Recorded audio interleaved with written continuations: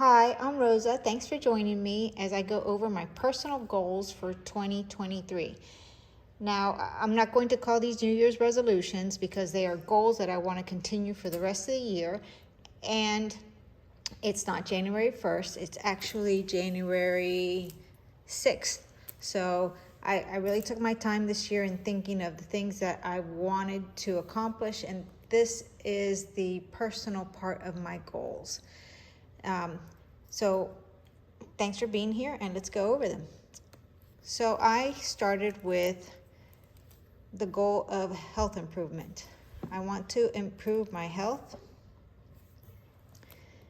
And what I did is I wrote out the goals that I have, and I wrote out ways to get there, because unless you think about and plan how you're going to accomplish your goals, you're not going to accomplish them.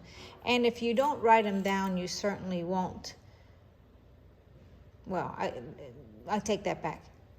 You have a higher probability of achieving your goals if you write them down.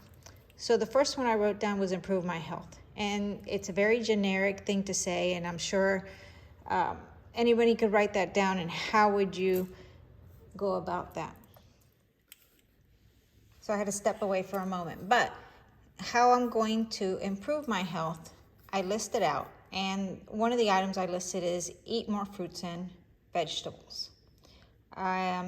Most of us can certainly do that or add that as something we need to do in order to improve our health. The second one I want to do is eat fish at least one time a week. The next item is cook at home a minimum, and that's a mistake, a minimum of 5 times a week, actually. We'll fix it. Don't know why I put 3 times, but I want to cook dinner at home at least 5 times a week. And I'm making a mess of it. But that's something I want to do. The next thing I want to do is reduce and eliminate snacking. I tend to snack too much, so I want to reduce and eliminate it when I can. To say I'm going to stop it completely, I'm just going to set myself up for failure. But I'm going to try to do as well as I can. The other one is to reduce and eliminate added sugars. We get too much sugar in our diet as it is, so I would like to take out as much as I can, because sugar feeds so many other ailments. The next thing on my list is fast for longer hours. So I'd like to do dinner to lunch. I'm not a breakfast eater. I never have been. It's just I don't ever feel very well when I have breakfast. I just like to go straight to lunch. So that's what I want to do. I want to pack my lunches when possible. And I want to start listening to my body more. Sometimes we get busy and we eat and we go about our day, but I've noticed that if I stop and listen to what my body is telling me, am I full? Did I not feel good after I ate that meal? Do I feel more sluggish after I have something? I want to listen to my body more so I'm in tune with what my body needs. The next item is exercise or go to the gym 3 times a week. We have a small business, and my husband and I run it, and I am out in the field a good part of many days of the week.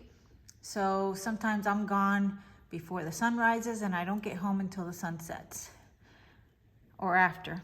So it's hard to find time to exercise, or I'd like to go for a walk in our neighborhood, and I don't have time for that. If we're working long hours, we get home, make dinner. It just doesn't happen. So I want to make a conscious effort to do that.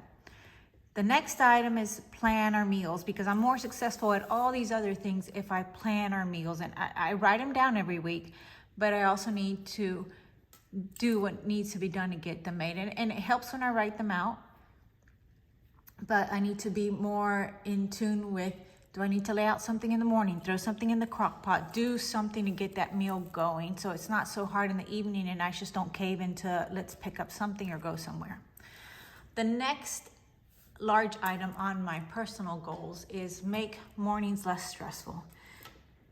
My morning starts really early, about 5:45 in the morning, and I have a whole list of things that I do, and it's always a rush. I admire the people that are able to sit down and say that they read a devotional and have prayer time, and I certainly pray and I love God, and I try to make sure I pray in the car every day to work, but I don't get that time to slow down in the mornings, and I want to make a conscious effort.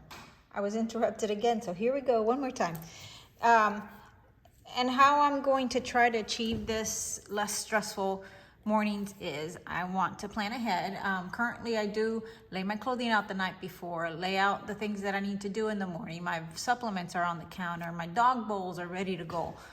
Anything I can do to get my morning going, I'm going to make an even greater effort to do that. I am going to make a conscious effort to stop and breathe, pray, and refocus. So even if it's only a couple minutes, that's what I'm going to shoot for in order to make my mornings less stressful, because it doesn't help me or anybody around me if I'm rushing or aggravated or upset or stressed out before I go to work. And then I want to review my planner and my to-do list. So I do write a to-do list, and I go through my calendar and I have things I need to do, but I don't always have the time in the morning to go over it. And I really want to do that so that I make sure and stay on my game, stay on the things I need to do. So that's something that I'm going to shoot for. The next item is declutter the house.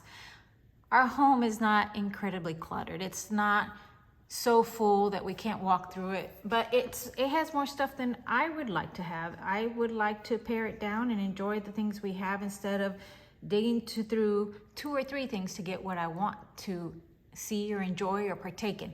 So we had a large house that we sold and while we built our current home. And that house, when we moved, we had 1 year of building that we moved into a small townhome, and I purposely got rid of everything that did not fit in that townhome. We went from over 4,000 square foot. We had a 3+ car garage, 5 bedroom, 4 bathroom home, and we moved into a 3 bedroom, 2.5 bathroom, 1 car garage home for a year. And I just told myself, I'm not using it. I'm not going to keep it. I don't want it. I don't love it. I'm not going to keep it. If I need it later, I will buy it. So I got rid of so much stuff. And our house is good now, except I don't want it to get cluttered. And there's more stuff that I could get rid of and work on. So that's something I want to do this year. And the ways or how am I going to do that is I'm going to list my rooms and projects out. I'm going to work on that list each month, and I'm going to stay on top of the paperwork, because especially having a small business or running a business, you tend to have a lot of paperwork, and I want to not have that as much. And then my last goal, personal goal for the year, is to vlog and post weekly. And what I plan to do is plan for it weekly. So goals are awesome. Resolutions are awesome. Every year is a promise of a new tomorrow. And having goals and writing them down, you're going to be more likely to accomplish them. But the important thing is that you have to not only write them down, but figure out how you're going to accomplish them. And that's what I'm trying to do here. And I hope that you find your goals and look for the things that you want to work for and towards in your life, and move towards those. And let me know how you do, and let me know what you're planning for. And I'm glad you joined me on this journey, and hope you continue with me. Thanks for joining me, and see you in the next video.